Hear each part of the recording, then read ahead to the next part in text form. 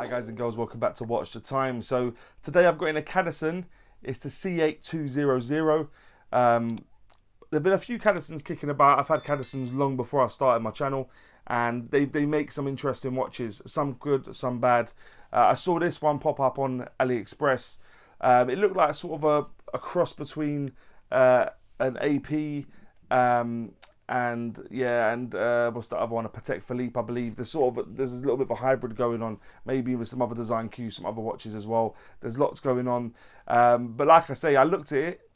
I love the dial. They've got a really nice bracelet. The movement was a little bit of a drawback for me, I'm not going to lie. The 8000 series Miyota movements with the non-hacking, most of them, and the rotor that sort of goes for about 3 or 4 weeks after you've moved, you stop moving your wrist. Not really cool for me. But yeah, like I said, they're rugged, reliable. They do the business. So I've got one in. I wanted to have a look to see what Cadisen are doing these days, because only a few years ago they were smashing it. Less is said about them at the moment, but I think that's because of all these other brands that have sort of appeared. But yeah, I hope you enjoyed the video, and I hope it's something that's interesting to you. And if you want to pick one up, I will leave a link in the description. But thank you for tuning back in. And without further ado, let's get the camera turned around and get on with it. Hi guys and girls, so this is the watch. As I said, it's the Cadisen. It's the C8200. Comes in pretty standard packaging from Cadisen. Outer sleeve, we'll just pop that to the side, and then you've got inner box. Let me just open it all up. Nothing special. Comes with a cleaning cloth. You get that quite often, and the obligatory cards that they come with. Doesn't really mean a whole lot, to be perfectly honest. But yeah, this is the watch. As you can see, I've taken 3 links out for it to fit my wrist. There's also a removal tool just in there, and it just comes in some more packaging just to keep it safe. Also comes in a bit of foam, just so it sort of holds it in place. So yeah, that's the packaging, guys. Not anything to write home about, but for the cost of the watch and what you're getting, I don't really think we're paying for packaging with these sort of watches, to be honest. We're paying for the watch. But yeah, let me put that to the side quickly. And then what you're left with is this thing. And like I said, I think it's got a lot of character. It's really, really quite beautiful, actually. I love the dial. Lots going on there. So yeah, let's crack on. So as I said, the model number for this is the C8200. Inside, it's running an automatic Miyota 8215 movement. I'll bring up some information about that movement now. Give you a good look at it. Rugged, reliable movement. Many people do like it. I'm not a huge fan, I must confess. I'm not a huge fan of the 8000 series Miyota movements, but as you can see, lots of people do quite appreciate this movement, and it's not too bad. 21,000 beats, all that good stuff. But yeah, 21 joules, and yeah, if there's a bit of you, there you go. But let's the other parts of this. So the basically, apart from the crystal, and the crystal on the back of the watch, it's all pretty much made up of 316L stainless steel. So that's the fixed bezel, case, crown, out part of the exhibition case back. End links were sort of integrated a little bit into the case. Bracelet and butterfly clasp, all 316L stainless steel. The case thickness of this watch is 11.6 millimeters. The case diameter, I sort of measured just without the crown, really, anywhere from around here, and it was giving me 40.2 millimeters. When you include the crown from 9 to 3, it does become 43.2 millimeters. The lug width at this point is 20, but it does flare straight out to 25.7, and then tapers back down for 20 mil at the clasp. The lug to lug, when you measure it, if you was to try and get in here, it does come at 49.4, but as you can see, the way it's integrated, that's not really a true lug to lug. It does come in at 57.9, just given the fact that this sort of protrudes by quite some distance with the way it sort of fixes itself to the case. So just bear that all in mind, guys. That's quite important to know. As I said, the bezel's fixed and it's brushed, sort of quite rough longitudinal brushing going through, but I think it's quite in keeping. It's done the same on the top of the lugs as well. So yeah, that's the bezel. Outer part has got a polished sort of edge going around the outer edge of it, which looks pretty cool. This adds a bit of contrast from the brushed, which is quite rough. As I say, it doesn't feel too rough, but they've made it's sort of how they've made it look, to be honest. The The case back, as you would have seen before, is an exhibition case back, just showing off that 8215 movement, and I'll try and shake it for you. And obviously on camera it's not going to work. There you go. Well, what that tends to be one of the bugbears I have with this movement, is that you'd have done something a moment ago and you'll feel that the movement is still going. Bit of a nuisance, I'd say. But yeah, that's the movement. That's the exhibition case back, and the crown is situated at the 3 o'clock. It is signed and it is screwed down. I'll unscrew it just to make my life a little bit easier, and I'll also get the logo to be face upwards. Not that it really matters. I think it goes like that, doesn't it? So yeah, that's the logo on the crown. As I said, the strap material is stainless steel. It does have push pins, all brushed on the top, polished sort of. No, brushed at the sides also, excuse me. So all brushed. As I say, this watch is basically brushed, apart from a couple of little surfaces. It's got push pins in there. The clasp is a butterfly clasp, done pretty well actually, and fits in nicely, and also has Cadisen just written on there. So yeah, pretty cool. The crystal covering that dial is a sapphire crystal. It looks just like a bit of flat sapphire crystal to me, but it could be double dome, but I very much doubt it. I'm going with flat sapphire crystal at this point. The water resistance, you would have seen down at the 6 o'clock position as well. It's 100 meters, so that would give you 10 atmospheres of water resistance, and the weight will appear in the top right hand corner. It's in around almost 170 grams, give or take. But let's have a look at the dial now, guys, in a bit more detail. So what you've got is you've got a readout with markings at every hour.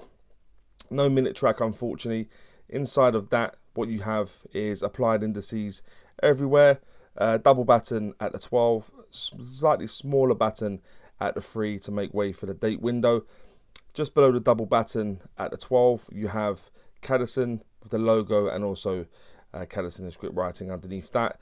What I'll do is actually, guys, just so you can have a better look, is I'll just take it to a sort of neutral position, so you can have a look at everything. Be a lot easier, wouldn't it? Put it back in.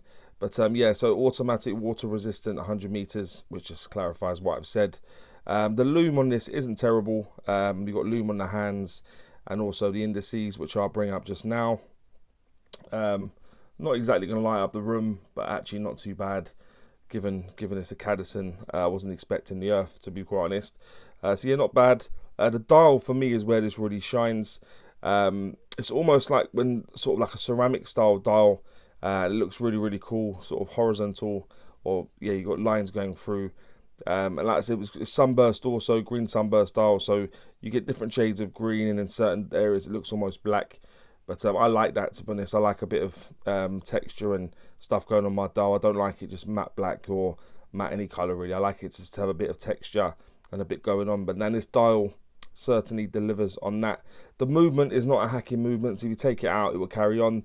You put it back in. You can hand wind it, however, which is what you'd have seen when I brought up the details of the movement. If you take it to the first position, you scroll through and you can change the date to whatever it is, and then put it back in, and then screw up the crown, and then there you go. Yeah, the knurling done well on the crown. There's not been any issues in terms of engagement with the crown, which is cool. But that's the dial, guys. That's all the stuff that's going on there. Let me just pop it on the wrist quickly. My wrist is just above a 7-inch wrist, for your reference, and it comes in looking like this on me.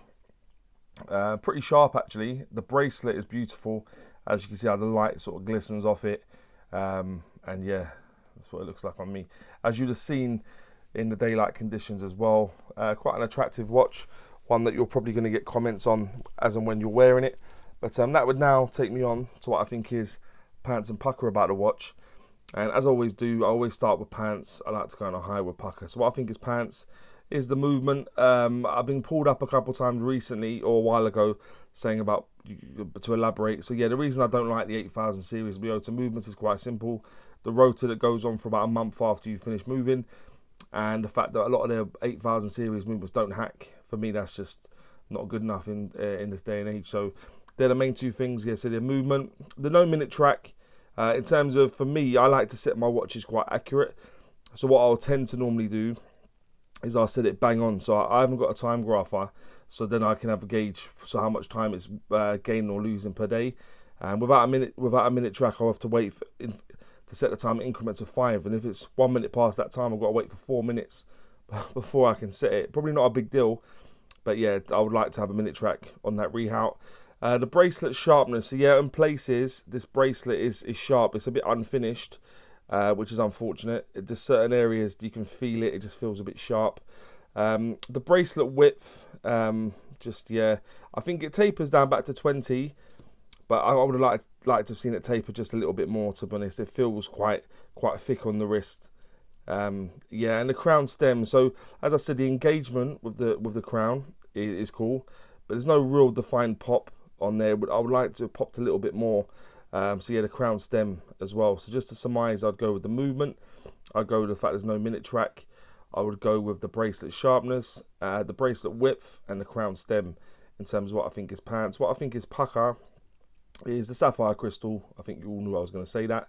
The dial, in terms of, yeah, the way it's been done is beautiful. Really, really nice. I really like that. The hands and indices, I like the fact that they look so well together. They've not just been an afterthought. It goes really nicely. High polish indices, high polish hands, and they look really nice together. The case size, actually, when I first got this, I thought it looks quite big, but as I've been wearing it, it's 40mm is actually good. They had another one that's quite similar that was coming in sort of 42, 44, so 40mm is a far better size. And general finishing in terms of the brushing and like little polished surfaces, I do like a brush watch, I must say, and it's been done nicely. Even the brushing at the top, it looks quite coarse, but it looks good. It's consistent, and it's meant to look like that, which is cool. So just to surmise what I think is pukka, I'd go with the sapphire crystal, I'll go with the dial, I'll go with the hands and indices, the case size, and the general finishing in terms of what I think is pukka. And would I recommend this watch? Yeah, I would. I think you can pick this up anywhere between the sales, to be honest. So £80 is a good price. The movement's a bit disappointing, but I know San Martin are offering this movement in a lot of their watches at the moment as well. So they're selling for a few quid more. So yeah, I'd recommend this watch. Pretty cool, looks nice, adds a bit of bling on your wrist, and the dial's stunning. So yeah, I'd recommend this. But guys and girls, let me know what you think about this watch, and maybe any other watches you may want to see on the channel, would like to. And don't forget to like, subscribe, and always watch the time. Take care, guys. All the very best.